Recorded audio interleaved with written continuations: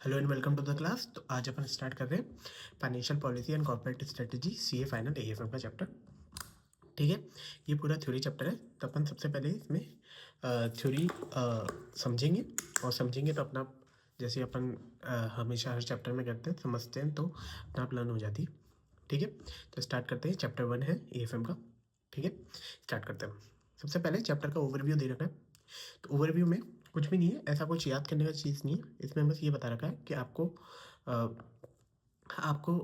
इस चैप्टर के अंदर क्या पता चलेगा, जैसे फाइनेंशियल पॉलिसी, और फाइनेंशियल पॉलिसी क्या हेल्प करती है कॉर्पोरेट स्ट्रेटजी के लिए। ठीक है, है ना। उसके उसके बाद इस चैप्टर के अंदर rule of CFO, sustainable growth, sustainable के बारे में पता चलेगा। ठीक है, यहाँ से चैप्टर इंपॉर्टेंट है, ये क्वेश्चन इंपॉर्टेंट है। ठीक है, इसमें पूछा रखा है रूल ऑफ सीएफओ क्या है वैल्यू क्रिएशन में। पहले क्या होता था, सीएफओ का रोल एक फाइनेंशियल हेल्थ के लिए होता था, फाइनेंशियल हेल्थ कंट्रोल्स के लिए, उसके बाद वैल्यू मैक्सिमाइज करने के लिए। ठीक है, अब क्या है, rule of CFO has been changed. अब सीएफओ का रूल चेंज हो चुका है। अब क्या होता है, उसको रिस्क मैनेजमेंट भी करनी पड़ती है, उसको ईएसजी के कंप्लाइंसेस भी करनी पड़ती है, उसको सप्लाई चेन फाइनेंसिंग भी करनी पड़ती है, उसको मर्जर एंड एक्विजिशन भी करना पड़ता है। रिस्क मैनेजमेंट मतलब है ना, designing and overseeing the enterprise risk management system. भैया जितने भी रिस्क मैनेजमेंट सिस्टम है उसको डिज़ाइन करना, उसको ओवरसीज करना। मतलब डिज़ाइन कर लिया, अब उसको देखूंगा बार बार कि भैया सही से काम हो रहा है नहीं हो रहा। ठीक है, उस चीज़ को क्या कहते हैं, रिस्क मैनेजमेंट। उसके बाद क्या होता है, सप्लाई चेन फाइनेंसिंग क्या होता है, ensuring the supply chain, ensuring the financial stability in the supply chain. मतलब जितने भी मतलब अपने फाइनेंस से रिलेटेड डिसीजंस होते हैं वो भी कौन सा लेता है, सीएफओ लेता है। मर्जर एंड एक्विजिशन, ठीक है, स्ट्रेटेजिक इवैल्यूएशन करना है कि मर्जर करना चाहिए या नहीं करना चाहिए, वो चीज़ होती है इस मर्जर एंड एक्विजिशन में। ईएसजी से related, environment social and governance से रिलेटेड। ठीक है, अब क्या होता है, पहले तो क्या होता था, अपन सिर्फ प्योर प्रॉफिट के लिए देखते थे कि भैया प्रॉफिट कमाना है, प्रॉफिट कमाना है। अब क्या है, जैसे ही एनवायरनमेंट कंडीशंस खराब होने लगी तो गवर्नमेंट बोलती है कि आप प्रॉफिट ही नहीं, आपकी सोसाइटी के रिलेटेड भी कोई कर्तव्य बनता है या फिर कोई रिस्पॉन्सिबिलिटीज बनती है। उस चीज़ को क्या कहते हैं, एनवायरनमेंट सोशल एंड गवर्नेंस, बी ईएसजी, जो आप ऑडिट में पढ़ते हो बीआरएसआर रिपोर्ट करके। ठीक है, सबसे अब क्या आ रहा है, ये भी इम्पोर्टेंट नहीं है। ठीक है, इसमें क्या बता रहा है, strategic financial decision making framework. उसमें क्या है, कैपिटल जो होता है ना वो लिमिटेड होता है। तो अपन क्या करना है, अपन को कैपिटल को इस तरीके से एलोकेट करना है कि शेयर होल्डर्स की वेल्थ बढ़े। क्या, कैपिटल को इस तरीके से एलोकेट करना है कि शेयर होल्डर्स की वेल्थ बढ़े। ठीक है, फंडामेंटल ऑफ बिजनेस इक्वेशन क्या कहता है, strategy plus finance plus management, इन दोनों को, तीन तीनों को मिला के क्या बनता है, फंडामेंटल ऑफ बिजनेस। ठीक है, स्ट्रेटेजी क्या होता है, लॉन्ग टर्म डायरेक्शन होता है ऑर्गेनाइजेशन का। ठीक है, लॉन्ग टर्म डायरेक्शन कि भैया हमारे को फ्यूचर में क्या क्या करना है ना, तो उसके लिए एक स्ट्रेटजी बनती है, उस चीज़ को कहते हैं स्ट्रेटजी। ठीक है, स्ट्रेटजी क्यों बनाते हैं, अपन कॉम्पिटिटिव एडवांटेज के लिए। ठीक है, ये याद कर लेना, स्ट्रेटेजिक फाइनेंशियल मैनेजमेंट की डेफिनेशन। ठीक है, ये इंपॉर्टेंट वैसे है नहीं बट याद कर लेना। स्ट्रेटेजिक फाइनेंशियल मैनेजमेंट क्या होता है, सबसे पहले तोड़ो। स्ट्रेटेजी क्या होता है, लॉन्ग टर्म डायरेक्शन। फाइनेंस क्या होता है, पैसा। और मैनेजमेंट क्या होता है, उसको मैनेज करना। ठीक है, अब चीज़ ऐसी स्ट्रेटेजी बनानी है कि अपना सारा फाइनेंस मैनेज हो जाए। ठीक है, अब देखो, अब पढ़ते हैं strategic financial management, application of financial management tools to strategic decisions. ठीक है, application of financial management tools to strategic decision, combine backward looking report and forward looking value based. क्या, बैकवर्ड रिपोर्ट्स जो अपनी बैलेंस शीट्स और उसके base पे एक strategy बनाएंगे, बैलेंस शीट्स के बेस पे, है ना, कि भैया हमारे को फ्यूचर में क्या करना है, फॉरवर्ड लुकिंग करेंगे। ठीक है, ठीक है, ये भी आपको याद रखने की जरूरत नहीं है। ठीक है, function of strategic financial management. ठीक है, देखो, फाइनेंशियल मैनेजमेंट में क्या होता है, financial planning, level of financial planning क्या होता है, तीन लेवल होते हैं। ठीक है, एक टॉप लेवल, पहले याद से रखो, टॉप मैनेजमेंट, मिडिल मैनेजमेंट और लाइन मैनेजमेंट, जो अपन लोअर मैनेजमेंट होता है। टॉप मैनेजमेंट कौन होंगे, स्ट्रेटेजिक, लॉन्ग टर्म के लिए जो स्ट्रेटेजी बनाएंगे। मिडिल मैनेजमेंट कौन होंगे, टेक्टिकल, जो मिडिल मिडिल मीडियम टर्म के लिए स्ट्रेटेजी बनाएंगे। और ऑपरेशनल के लिए कौन बनाएगा, शॉर्ट टर्म वाले। ठीक है ना। अब कोर फंक्शंस क्या क्या होता है, इन्वेस्टमेंट, वही जो अपन dividend decision, investment decision, financing decision जो पढ़ते थे ना एफएम में, वही चीज़ है। ठीक है। सर्च ऑफ इन्वेस्टमेंट अपॉर्चुनिटी जो इन्वेस्टमेंट डिसीजन में करते थे। उसके बाद सिलेक्शन ऑफ प्रॉफिटेबल प्रोजेक्ट, ठीक है। ऑप्टिमम मिक्स ऑफ फंड जो अपन फाइनेंसिंग डिसीजन में करते थे, ठीक है। Establishment of internal controls and performance of the, ये भी आपको याद करने की जरूरत नहीं है कि फाइनेंसिंग डिसीजंस क्या होते हैं। फाइनेंसिंग डिसीजन जो फाइनेंसिंग डिसीजन क्या होता है, कितना डेप्ट आना चाहिए, कितनी इक्विटी आनी चाहिए, कहाँ से पैसा उठाएंगे। इन्वेस्टमेंट डिसीजन कहाँ पे पैसा लगाएंगे। और डिविडेंड डिसीजन क्या होता है, कितना पैसा अपन डिस्ट्रीब्यूट करेंगे, कितना पैसा अपन शेयर होल्डर्स को देंगे और कितना पैसा अपन खुद रखेंगे, उस चीज़ को क्या कहते हैं, डिविडेंड डिसीजन। पोर्टफोलियो डिसीजन क्या होता है, कंट्रीब्यूशन टू ओवरऑल, मतलब किस किस किस बिजनेस में अपन को जाना है, क्या किस बिजनेस में कितना पैसा लगाना है, उस चीज़ को क्या कहते हैं, पोर्टफोलियो डिसीजन, ठीक है। ठीक है, अब अपन देखते हैं 3 तरह की strategy at different hierarchy level, ठीक है। 3 हायरार्की होते हैं, एक कॉर्पोरेट लेवल, एक बिजनेस लेवल, एक functional, corporate level, business level और फंक्शनल लेवल, ठीक है। कॉर्पोरेट लेवल क्या होता है, सबसे पहले क्या होता है, अपन क्या करते हैं, बिजनेस को सिलेक्ट करते हैं, सिलेक्शन ऑफ बिजनेस, क्या करते हैं, सिलेक्शन ऑफ बिजनेस। तो वो किस में होती है, कॉर्पोरेट लेवल में। कॉर्पोरेट लेवल किसके लिए काम करता है, ओवरऑल कोऑर्डिनेशन, मतलब सबके लिए। मान लो एक अपन ऐसे देखते हैं, टाटा एंड सन्स है, ठीक है। उसके अंदर टीसीएस भी आ रही है, टाटा मोटर्स भी आ रही है, ठीक है। अब जो टाटा एंड सन्स है ना, वो कॉर्पोरेट लेवल हो गई, ठीक है। सीधी सीधी ऐसा समझो, कॉर्पोरेट लेवल हो गई, ठीक है। अब ये टीसीएस और ये टाटा मोटर्स क्या हो गया, ये क्या हो गया, बिजनेस लेवल हो गया, ठीक है। अब टीसीएस और टाटा मोटर्स, टीसीएस और टाटा मोटर्स के अंदर भी डिपार्टमेंट होंगे, एचआर होगा, यहाँ पे फाइनेंस डिपार्टमेंट होगा, ये क्या हो गया, फंक्शनल लेवल, ठीक है, समझ गए। सबसे पहले टाटा क्या है, दोनों के लिए काम करेगा, मतलब किसके लिए, develop a coordination of portfolio of business. क्या भाई, मेरे को टीसीएस में कितना इन्वेस्ट करना है, या फिर मुझे मोटर्स में इन्वेस्ट में कितना करना है, ठीक है। उसके बाद बिजनेस में क्या होता है, अब बिजनेस लेवल कौन से हो गए, जो टाटा मोटर्स और टाटा टीसीएस है, ठीक है। तो टीसीएस क्या हेल्प करेगा, help in placing a competitive, practical coordination and focus on competitive advantage. क्या ये क्या करेंगे, अपने अपने स्ट्रेटेजिक बिजनेस यूनिट को, अपने बिजनेस यूनिट को डेवलप करेंगे, जिससे क्या इनको कॉम्पिटेटिव एडवांटेज मिले, ठीक है। फंक्शनल लेवल क्या होता है, जो सबसे लोअर लेवल होता है, जो फंक्शंस होते हैं, जैसे एचआर डिपार्टमेंट हो गया, फाइनेंस डिपार्टमेंट हो गया, ऑपरेशनल डिपार्टमेंट हो गया, है ना, related to business process and value chain, ठीक है, ठीक है। अब अपन देखते हैं evaluation criteria of corporate strategy, ठीक है। 3 तरह के इवैल्यूएशन क्राइटेरिया होते हैं, सूटेबिलिटी, देखो सूटेबिलिटी, फिजिबिलिटी और एक्सेप्टेबिलिटी। अब देखते हैं सूटेबिलिटी क्या होता है, ये स्ट्रेटेजी जो है ना, वो हमारे ऑब्जेक्टिव से अलाइन होनी चाहिए, वो क्या होता है, सूटेबिलिटी। फिजिबिलिटी, कि भैया स्ट्रेटेजी तो मैंने बना ली, ये तो मेरी अलाइन है, बट उसके लिए मेरे पास पैसा भी होना चाहिए, उस स्ट्रेटेजी को लगाने के लिए मेरे पास पैसा होना चाहिए, उसको क्या कहते हैं, फिजिबिलिटी, है ना। Availability of resources. एक्सेप्टेबिलिटी क्या होती है ना, कि भैया मैंने स्ट्रेटेजी बनाई, टॉप लेवल वालों ने स्ट्रेटेजी बनाई, पर वो बिजनेस लेवल वाले एक्सेप्ट करेंगे तभी तो वो चीज़ सही जाएगी, ठीक है। या फिर फंक्शनल लेवल वाले एक्सेप्ट करेंगे तभी तो वो चीज़ सही जाएगी, तो सही आएगा एक्सेप्टेबिलिटी। तो तीन क्या क्या इवैल्यूएशन क्राइटेरिया हो गए, ये इंपॉर्टेंट है। इवैल्यूएशन क्राइटेरिया 3 क्या क्या हो गए, सूटेबिलिटी, पहले स्ट्रेटेजी बनाई तो सूटेबल होने चाहिए। फिर फिजिबिलिटी, कि भैया स्ट्रेटेजी बना तो ली, उसको लगाने के लिए पैसा होना चाहिए, ठीक है। एक्सेप्टेबिलिटी, कि भैया जो अपने लोअर लेवल वाले लोग हैं या अदर स्टेक होल्डर्स हैं, उनको एक्सेप्टेबल होना चाहिए कि मैंने ये स्ट्रेटेजी बनाई है, इसमें मैं इतना पैसा लगाऊंगा, ठीक है। अब टॉपिक आता है फाइनेंशियल प्लानिंग।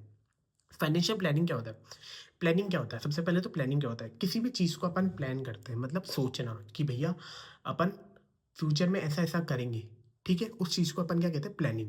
प्लानिंग एक तरीके का फ्रेमवर्क होता है, ठीक है ना। अब फाइनेंशियल प्लानिंग क्या होता है, फ्रेमवर्क, प्लानिंग, किसके लिए फ्रेमवर्क, फाइनेंस के लिए, किसकी, कौन सी, कॉर्पोरेट फाइनेंस या business planning and corporate planning के लिए, ठीक है ना। ठीक है। फाइनेंशियल, अब अपन डेफिनेशन पढ़ते हैं। Financial planning provides a framework for business planning and corporate planning. क्या करता है, फ्रेमवर्क प्रोवाइड करता है, किसके लिए, बिजनेस प्लानिंग और कॉर्पोरेट प्लानिंग के लिए, ठीक है ना। इसमें क्या होता है, अपन इसके अंदर 3 कंपोनेंट होते हैं, FG FT FR, ऐसे याद रखने, FG FT FR। Financial resources कौन होते हैं, असेट को क्या करते हैं अपन, मैक्सिमाइज करते हैं। फाइनेंशियल टूल क्या होते हैं, सॉफ्टवेयर्स, सॉफ्टवेयर, जैसे फॉर एग्जांपल सॉफ्टवेयर को अपन को यूटिलाइज करना है। और फाइनेंशियल गोल्स क्या होते हैं, जो अपन ने गोल्स बना रखे होते हैं। जैसे अब भाई मैं चाहता हूँ कि मेरी इक्विटी की वैल्यू बढ़े, तो वो क्या हो गया, मेरा फाइनेंशियल गोल हो गया। तो तीन क्या क्या कंपोनेंट हो गए, FG FT FR। क्या होगा, एसेट को मैक्सिमाइज करो, तो फाइनेंशियल रिसोर्सेज को मैक्सिमाइज करो। फाइनेंशियल टूल्स कौन से होते हैं कि भैया जो सॉफ्टवेयर है वो यूटिलाइज करो, ठीक है। और फाइनेंशियल गोल्स क्या होते हैं, जो अपने जो भी गोल्स होते हैं, जैसे अपन को शेयर होल्डर वैल्यू बनानी है या इक्विटी बनानी है, तो उसको क्या कहते हैं, फाइनेंशियल गोल, ठीक है। इसके 3 आउटकम होते हैं। ये भी इंपॉर्टेंट है कि कंपोनेंट क्या क्या होते हैं, फिर उसके बाद क्या होता है, आउटकम क्या क्या होते हैं, ठीक है। जो मैं टिक करा रहा हूँ ना, वो चीज़ इंपॉर्टेंट है, वो चीज़ ध्यान रखनी है, उसके अलावा कुछ भी ध्यान नहीं रखना, ये बात ध्यान रखना, ठीक है। अपन को 3 कंपोनेंट होते हैं, तो 3 कंपोनेंट होते हैं और 3 ही आउटकम होते हैं। अब क्वेश्चन ऐसा आ सकता है, what are the outcome of financial planning, और what are the components of financial planning. तो ये ध्यान रखना है, दोनों चीज़ डिफरेंट है। आउटकम कौन कौन से होते हैं, financial objective, financial decision making और परफॉर्मेंस इवैल्यूएशन। फाइनेंशियल ऑब्जेक्टिव क्या होता है, आउटकम क्या होगा, अपन ने फाइनेंशियल प्लानिंग करी तो उसका आउटकम क्या होगा, फाइनेंशियल ऑब्जेक्टिव। ऑब्जेक्टिव कंसिस्टेंट रहेगा, objective needs to be consistent. Financial decision making क्या होता है, एनालाइज द फाइनेंशियल प्रॉब्लम, जो अपनी फाइनेंशियल प्रॉब्लम्स होंगी ना उसको एनालाइज कर पाएंगे। और financial performance evaluation, ratios, cash flows, ये अपन को क्या करेगी, हेल्प करेगी परफॉर्मेंस इवैल्यूएशन के लिए, ठीक है। नेक्स्ट टॉपिक पे आते हैं, interface of financial policy and strategic management, ठीक है। देखो, बिजनेस क्या होता है, मनी से स्टार्ट होता है और मनी पे खत्म हो जाता है, ठीक है। अपने पास पैसा होगा, अपन बिजनेस स्टार्ट करेंगे, अपने पास पैसा होगा नहीं तो अपन business, idea is never work other than money. मतलब अगर अपने पास पैसा नहीं है तो अपन उस आइडिया को कभी इम्प्लीमेंट नहीं कर सकते, ठीक है। Financial policy can not be frame in isolation, कि फाइनेंशियल पॉलिसी आइसोलेशन में कभी फ्रेम नहीं हो सकती। मेजर इंटरफेस क्या क्या है, वही तीन मेजर इंटरफेस होते हैं, ठीक है। क्या होता है भाई, कैपिटल स्ट्रक्चर क्या होता है, फाइनेंसिंग डिसीजन। फिर उसके बाद इन्वेस्टमेंट डिसीजन को क्या बोलते हैं, फंड एलोकेशन, ठीक है। फिर उसके बाद क्या होता है, डिविडेंड डिसीजन को क्या बोलेंगे, डिविडेंड पॉलिसी, ठीक है। अब अपन आते हैं नेक्स्ट टॉपिक पे, ठीक है। अब ये क्या है, balancing financial goals by the way the sustainable growth. जो सस्टेनेबल ग्रोथ होती है ना, उसको बैलेंस करना फाइनेंशियल गोल्स के साथ, ठीक है। सस्टेनेबल ग्रोथ क्या होता है, सबसे पहले कि भैया अपन जो अपनी फाइनेंशियल ग्रोथ हो रही है वो कभी भी इतनी ज़्यादा नहीं हो कि अपन को फाइनेंशियल स्ट्रेस आ जाए, है ना। और इतनी कम भी नहीं हो कि अपन रिसोर्सेस अंडर यूटिलाइज हो जाए, ठीक है। तो अपन क्या कहते हैं, एक हेल्दी कॉर्पोरेट ग्रोथ करनी है, हेल्दी कॉर्पोरेट ग्रोथ करनी है, उस चीज़ को, उस ग्रोथ को क्या कहते हैं, सस्टेनेबल ग्रोथ। ग्रोथ किससे कंसिस्टेंट होनी चाहिए, अपनी प्रॉफिटेबिलिटी भी अच्छी होनी चाहिए, अपनी डिविडेंड पॉलिसी भी अच्छी होनी चाहिए, अपना कैपिटल स्ट्रक्चर भी अच्छा होना चाहिए, ठीक है। तो what makes a financial sustainable, ठीक है। एक कंपनी को फाइनेंशियल सस्टेनेबल बनने के लिए क्या करना पड़ता है, ठीक है। अगर क्या होता है, ठीक है, अपन समझते हैं, सबसे पहले समझने का क्या होता है, अगर मेरे पास एक ही सोर्स ऑफ इनकम है ना तो खराब है, ठीक है। अगर मैं सिर्फ पैसा इन्वेस्ट कर रहा हूँ शेयर्स में और मैं सोच रहा हूँ कि मैं बहुत बड़ा आदमी बन जाऊँगा, ऐसा नहीं होता। अपन को पहले दूसरी जगह से कमाना भी पड़ेगा, ठीक है। तो one way, more than one source of income, सबसे पहले वन सोर्स ऑफ इनकम होनी चाहिए। वही चीज़ लिखा है, one way of generating income, ठीक है। More than one way of generating income होनी चाहिए, ठीक है। अपने को financial do strategic action and financial planning, जो फाइनेंशियल प्लानिंग होनी चाहिए वो रेगुलरली होनी चाहिए। Have educate financial system educate होना चाहिए। Have a good public image, मतलब अपनी इमेज जो होनी चाहिए पब्लिक के सामने अच्छी होनी चाहिए।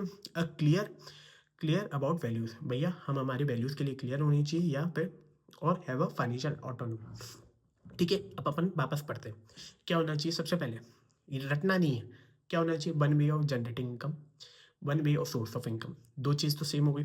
उसके बाद क्या होना चाहिए, मेरी पब्लिक में इमेज अच्छी होनी चाहिए, 3 पॉइंट हो गए। उसके बाद क्या होता है, फाइनेंशियल प्लानिंग रेगुलरली होना चाहिए, ठीक है। उसके बाद क्या होता है कि भैया फाइनेंशियल सिस्टम अच्छा होना चाहिए। बस ये 5 पॉइंट ध्यान रखने हैं। 4 मार्क्स का क्वेश्चन आ सकता है ज़्यादा से ज़्यादा कोई भी चैप्टर से, थ्योरी का, ठीक है। अब इसके बाद क्या होता है, sustainable growth rate.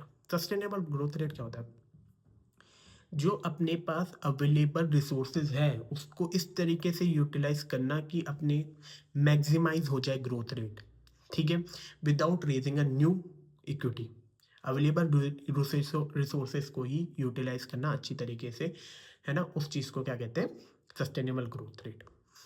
Sustainable growth rate का formula ROI into 1 minus dividend pay out ratio.